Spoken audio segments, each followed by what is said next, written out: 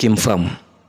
Bill Gates, one of the richest people in the world, ako Kenya. And if there is a topic yenye watu wanaongelea sana ni hii story ya GMO. As if hii GMO imekuja mara ya kwanza na President William RUTO. As if yeye ndiye amekuja akawaambia kuhusu GMO na ndiye anataka kuleta the first GMO into the country.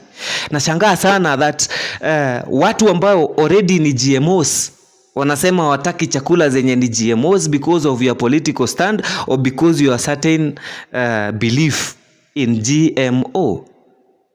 Wewe mwenyewe ni GMO. And if you don't that you are a GMO, let me tell you the meaning of a GMO. GMO stands for genetically modified organism. In this genetically modified, kuna maneno mawili nataka ushike. Genetically comes from the genetic word. And then the word genetic come from genes. Genes ndo huwa zinakufanya uwe na character hiyo yenye unakuanga nayo. Na si kwa binadamu peke yake, mpaka kwa wanyama na kwa plants. Na an example of GMO ni unachukua labda viazi ama mahindi yenye inachukuanga tuseme mwaka moja kumachua from the time umeipanda mpaka unaivuna. Una reduce hiyo time from 1 year to 6 months ama 4 months ama kitu kama hiyo. Una reduce, at least inakuwa haraka. That's one example. In animals, the best to understand ni kuku. Kuku sisi wote tunajua kwamba kuku ya kienyeji, ile kuku natural yenye tulikuta yenye ilitoka kwa msitu tukaanza kuilea manyumbani ikakuwa domestic, huwa inachukua approximately 6 to 7 months from the time inatoka kwa yai mpaka inafika ile kiwango yenye unaweza chinja ukule usikie ni kuku unakula. But unaweza reduce hiyo time yenye inakuwa nayo, ndio tutengeneze kuku inaitwa broiler. Hizo mnajua na mnakulanga sana kwa hoteli. Na hiyo broiler huwa inakuwa from the time inatoka kwa yai mpaka inakuwa kuku machua yenye inachinjwa unakula, inachukua 3 months. So you modify the way it grows, or you modify its character. You modify the genes to change the character. Okay? It is not only time yenye una modify. Unaweza badilisha hata taste ya kitu. Tuseme plant, unachukua mahindi. That is why, by the way, if you realize, sio mahindi zote huwa zina taste same. Wale wenye wako ushago ndio naongelea, si mabontao.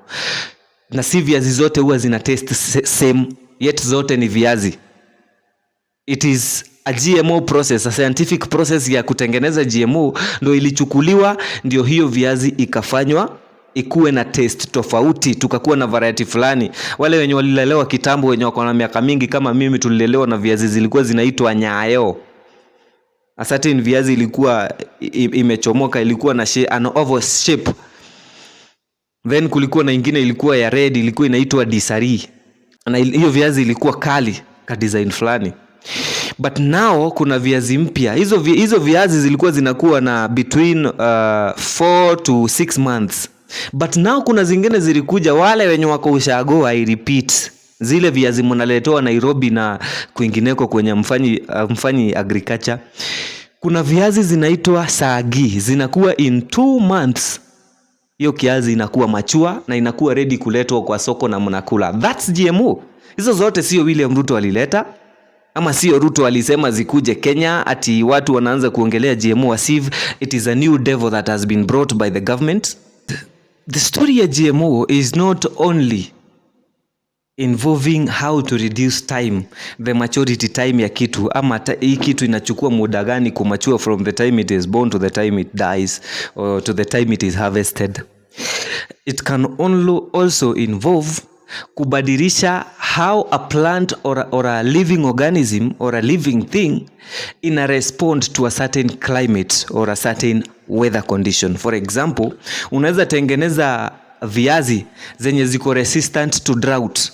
Yani hiyo viazi ukipanda haiwezi isikia jua, hata jua iwake yenye inakaa aje haiwezi isikia jua. At the same time, not only in plant, hata kwa wanyama kama watu ama wewe, unaweza tengenezwa to a certain way that you become resistant to a certain disease. That's a way of modifying your genes. That's a way of modifying you. For example, wakati coronavirus ilikuja, si kuna ile antivirus or kuna ile vaccine ilikuja, watu walikuwa wanadungwa so that ukikuwa exposed to coronavirus unakuwa already uko protected na hauwezi ambukizwa hiyo corona, ama corona haiwezi kushika. Kumaanisha wewe ni GMO. Na kama hukudungwa hiyo, basi ukiwa mdogo ulidungwa sindano ya polio so that polio ikikuattack haiwezi kushika. Unakuwa polio resistant. You are a GMO. And you see, back to food now. And back to the discussion ya Bill Gates na GMOs zake.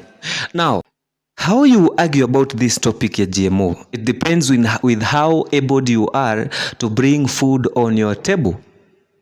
And by this I mean, kuna wale wenye huwa wanajiweza, wako na proper earning ama wako na proper possession of land na wanafanya agriculture ya kutosha, wanaweza jiprovidea food very easily. Hao wanaweza leta shida kwamba hawawezi wakanunua chakula za GMO. Then kuna wengine hao wenye tunaonanga kwa TV na hawa wenye wazungu huwa wanaongelea when they are speaking about Africa. By the way, I don't understand how wazungu ati kila time wakikava stories about Africa is only about how Africa is starving and how Africa is in crisis ya vita watu wanapigana and how Africa is insecure. But siongelei wazungu, let me talk about wale wenye tunaonanga. The charity groups from other continents zinakujanga kusaidia zile familia ziko na shida Kenya, wenye ama Africa, wenye hawana uwezo wa kujipatia chakula because where they are is a desert, or where they are they cannot produce food, or where they are not in deserts but they are street children, they are slums families. They live in slums and therefore they only eat from their pocket, a pocket that is empty. To understand better, let me take you to this video. This video, utaona kwamba kuna watu ambao wamefinyika sana in terms of health. Afya yao imedhoofika kwa sababu hawana access ya chakula za kutosha, na kama wako nayo ni chakula kidogo zenye zina lead to malnutrition because they lack enough food. Now, at one time nilisikia kuna story kwamba at a certain place in Kenya watu walikuwa wanachemsha mbegu ambazo ni sumu kutoka kwa yani matunda ya msitu yenye ni sumu, wanachemsha for 7 hours ndio at least makali ya sumu ipunguke, wakule wangoje siku ingine ishe.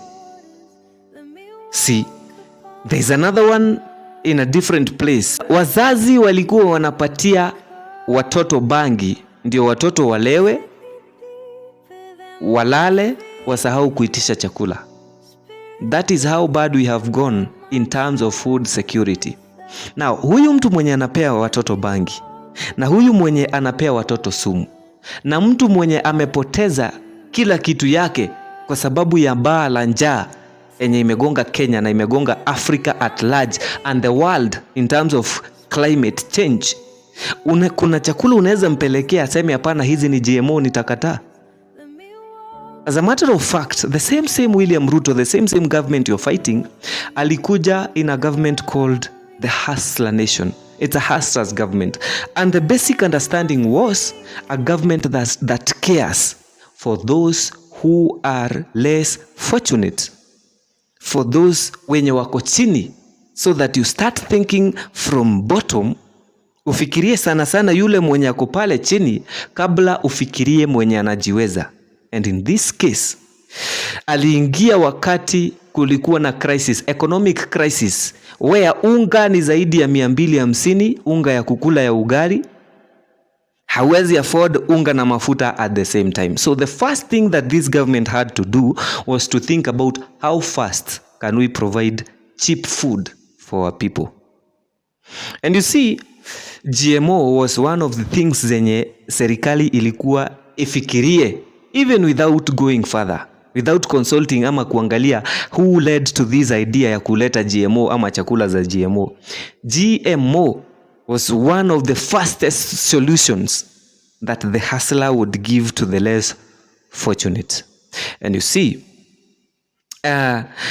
yes, sikatai GMO inaweza kuwa inakuja na mabaya, lakini ukilinganisha advantages na disadvantages za GMO, you will realize that advantages zinashinda the disadvantage, because the only disadvantage with GMO is that ikikuwa badly handled, ukihandle GMO vibaya, inaweza leta madhara na magonjwa yenye yanaweza fanya watu wakufe. But if you are careful and you make sure that the science and the equation is well taken care of, GMO is totally good, because it is not the first time tumekula GMO. You all know, we have discussed this in this video.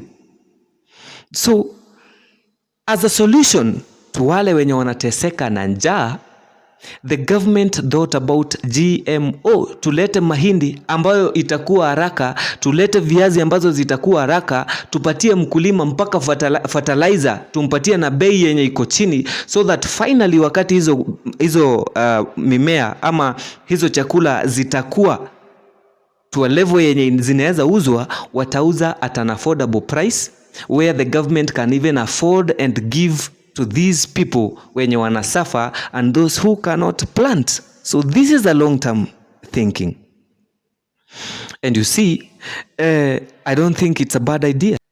But that is my opinion, guys. Na naweza taka sana kujua wewe unafikiriaje ama unaona hii topic aje. Do you support the GMO or do you not support? If you're not supporting, why? Come to the comment section and don't forget to subscribe to this channel. My name is Keym and I was explaining about why GMOs must be brought in Kenya. And by the way, before you go off, before you video ishe, make sure subscribe and become one of the Keym fam.